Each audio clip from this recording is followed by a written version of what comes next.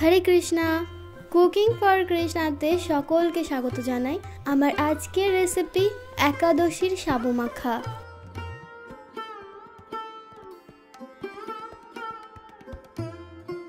সাবু মাখা তৈরির জন্য লাগবে কয়েক রকমের ফল।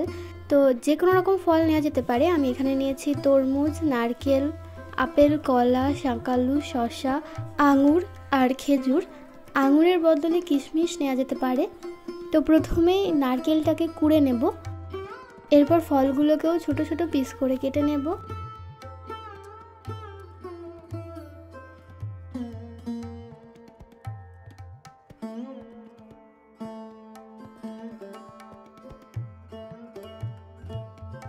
আঙুর যেহেতু অনেক সময় টক হয়ে থাকে, তাই আঙুরটাকে কোনো রকম টুকরো করলাম না।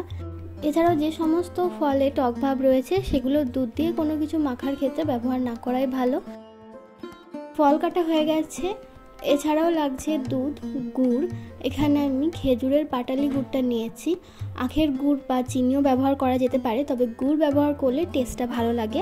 আর রয়েছে বড় দানা সাবু, আগের দিন রাত থেকে ভিজিয়ে রাখা। সাবুদানা মাখা তৈরির ক্ষেত্রে কিন্তু সাবুটাকে আগের দিন রাত থেকে ভিজিয়ে রাখলেই ভালো হয়। বড় দানা সাবু ভিজতে অনেকটা সময় লাগে।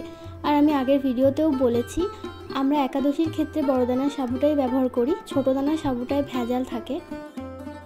এবার একটা পাত্রের মধ্যে প্রথমেই সাবু, নারকেল কোড়া, তারপর কেটে রাখা ফল, দুধ, গুড় সমস্ত উপকরণ একসাথে নিয়ে হালকা হাতে সবগুলোকে খুব ভালো মতো মেখে নেব।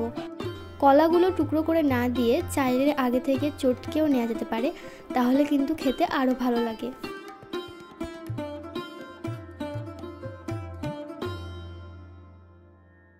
একাদশী স্পেশাল সাবু মাখা একদম তৈরি হয়ে গেছে। এখন আমি ভগবানকে ভোগ নিবেদন করব।